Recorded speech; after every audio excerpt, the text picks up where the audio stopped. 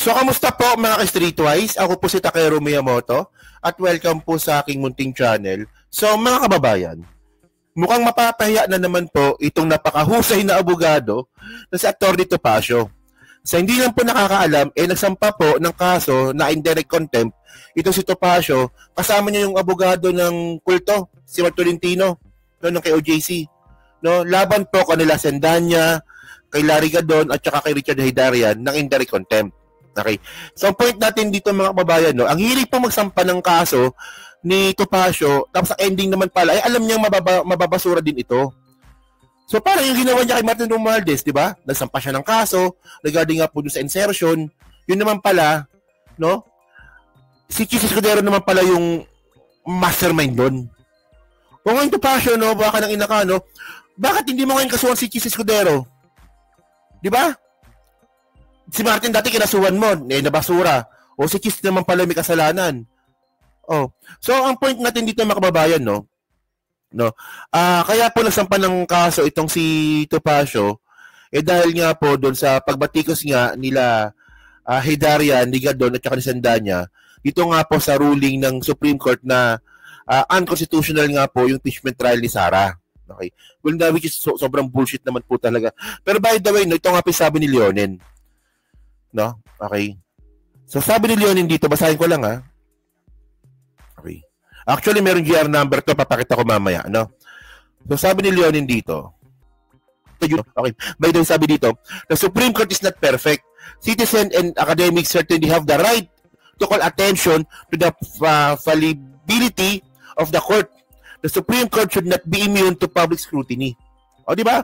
It should thrive on it. The Constitution reiterates and underscores our role as guardians against grave abuse of discretion by any branch of government. Dissenting opinions are expressions of hope that may addressed by some justices, no, who may be able to sway the majority. So, ang point dito mga kababayan, sinasabi po ni Justice Leonen, no, na hindi daw po sila Diyos.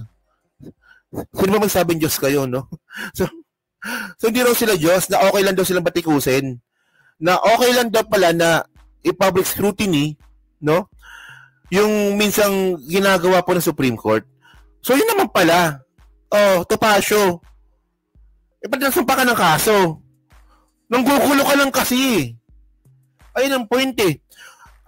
Ito alam ko to. Di ba? Ikaw abogado ka, malabong hindi mo to alam. Na sinabi ni Leonen ito. Mga kababayan po kasi, yung sinampa pong kaso po ni Topacio, panila Larry Gadon, indirect contempt. So, ibig sabihin nyo, ito po yung willful disobedience of the lawful process of order of the court.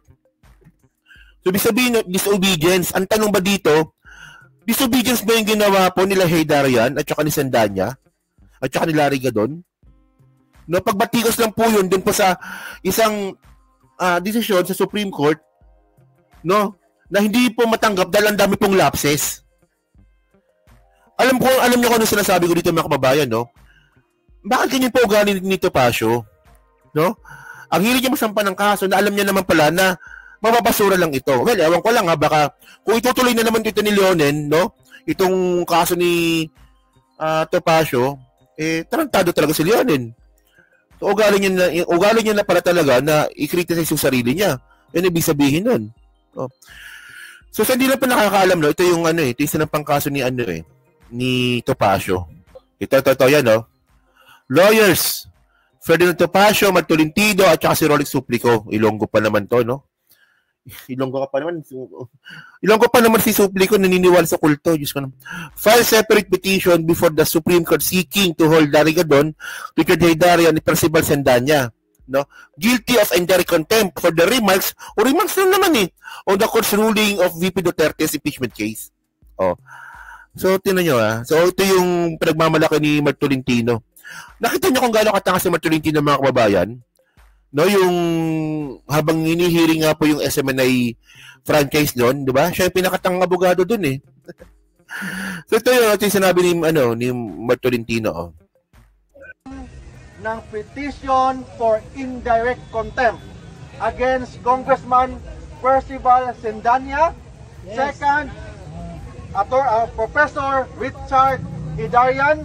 Yes. At yung best friend, I repeat, yung best friend ni Atty. Topacio, si Secretary Larry Gadon. Yes! Larry Gadon! Asulon! Larry Gadon! Asulon!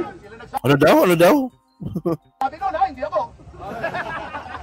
Ang gawers po natin, for example, kay Percival Sindania, sinabihan niya Supreme Court na Supreme Cuddler ng mga corrupt ng mga opisyales. Second, itong si Richard Hidarian, nagpost sa Facebook and sa Twitter niya na lahat daw ng mga justices ng Supreme Court appointee ng mga Duterte, therefore hindi independent ang Supreme Court. Bilang totoo naman yun ah. Totoo naman yun ah. Alam nyo kasi mga streetwise, no? Dapat po kasi, actually, ito yung pangat sa sistema natin eh. Dapat po kasi yung Supreme Court po kasi, ano yan, non-partisan. Na sobrang malabo po mangyari yon. So, paano magiging non-partisan ng isang Supreme Court kung yung mga justices po nito ay appointed na isang politiko? Nakuha nyo yung point, mga kababayan, no? Doon pa lang medyo, ako lang isa po ito sa mga lapses nga po ng konstitusyon natin. No? Dapat po kasi yung Supreme Court non-partisan. Pero paano magiging non-partisan o hindi involved sa politika ang mga Supreme Court judges kung sila po ay appointed ng mga politiko? Labo, di ba? Labo nun, men. Oh, sige. Continue. As an officer of the court, we have the obligation to defend the integrity and the independence of the highest court of the land. Yes! Yes! Bakit? Kasi kung wala ng credibility ang Supreme Court, wala ng matirang justisya sa Pilipinas. That's why... Hindi, ganun yun. Kasi ang point dito mga kababayan, no? Ang gusto kasi nila ng mga taong ito, na respeto yung Supreme Court. Oo, tama naman. Okay lang, respeto yung Supreme Court. Pero minsan po kasi, pag pumapalpak na po talaga yung mga ginagawa ng mga justices po natin, tandaan po natin na yung respeto po, hindi po inihingi yan. Di ba? Pinaghihirapan po yung makuha. Paano wala respeto yung Supreme Court kung ganyan naman yung style nila dyan? No? Na sila mismo kina-contradict yung mga lumang batas na ginawa nila. Yung mga lumang desisyon nila, kina-contradict nila para po maging pabor po sa mga Duterte. Totoo naman yun eh. Huwag naman tayo maglokohan dito. Oh. So by the way mga kababayan, no, ito yung mga okay na si Tolentino, tanga-tanga naman yan.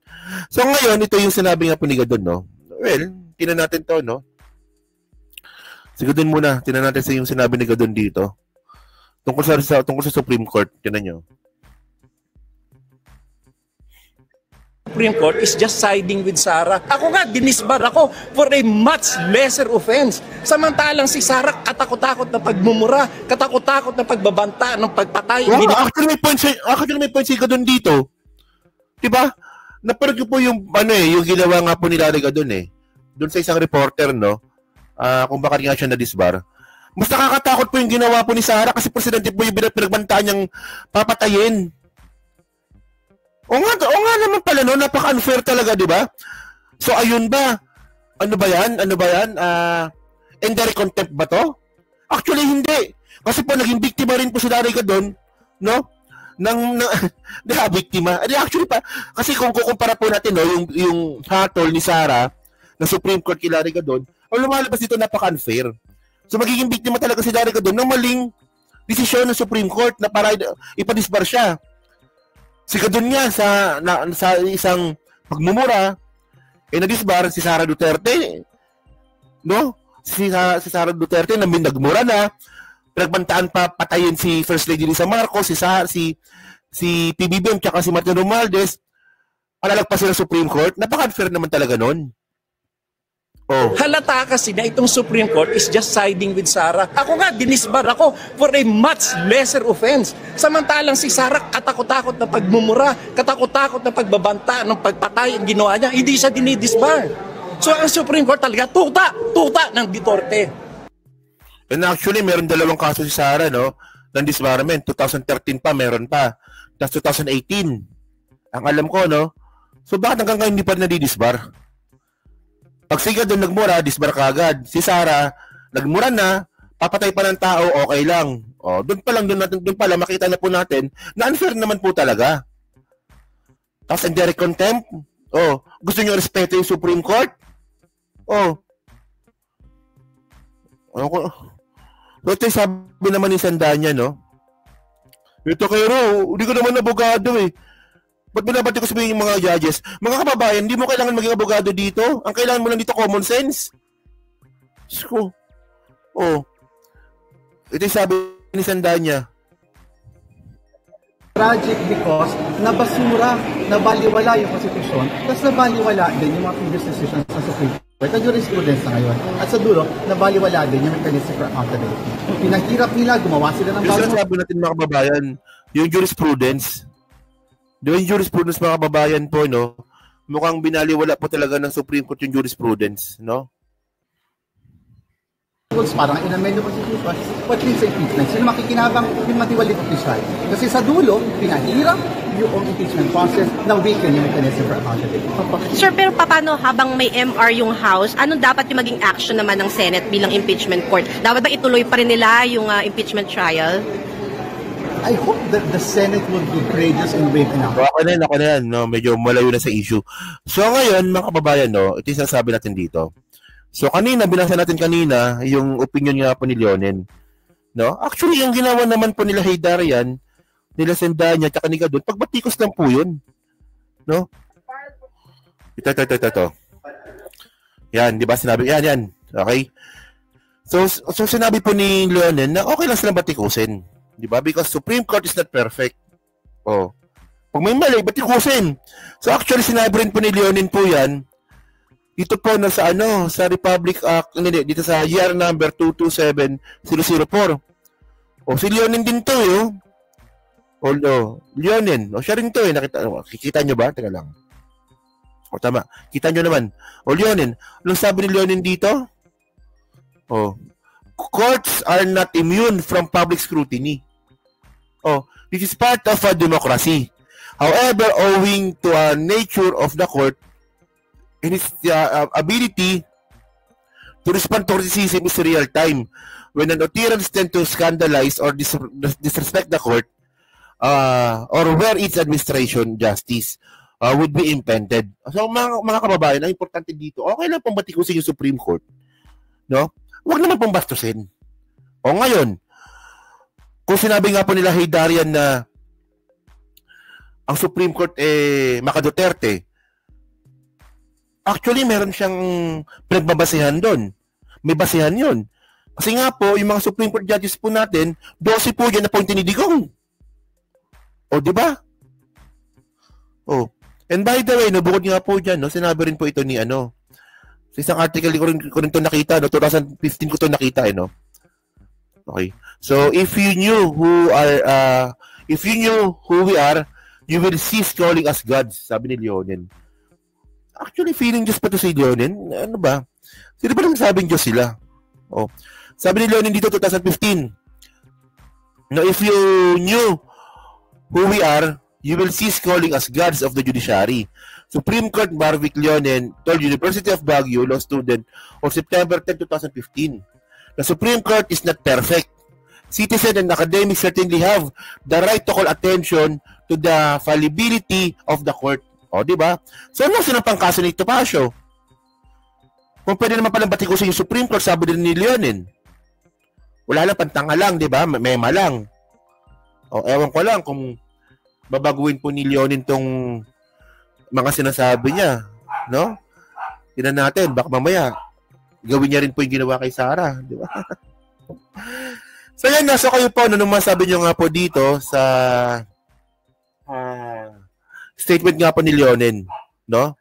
So, actually, doon pa lang, tapos na po yung boxing dito kasi, ibig sabihin nun, no? Walang kwenta yung kaso ni Tito Pasio at saka ni Martolentino kung nalalariga doon kay Haydarian at saka kay Sandanya. Di ba? So, ayun ba, hindi nyo nabasa yun? Bago kayo nagsampa ng kaso? Tanga lang no?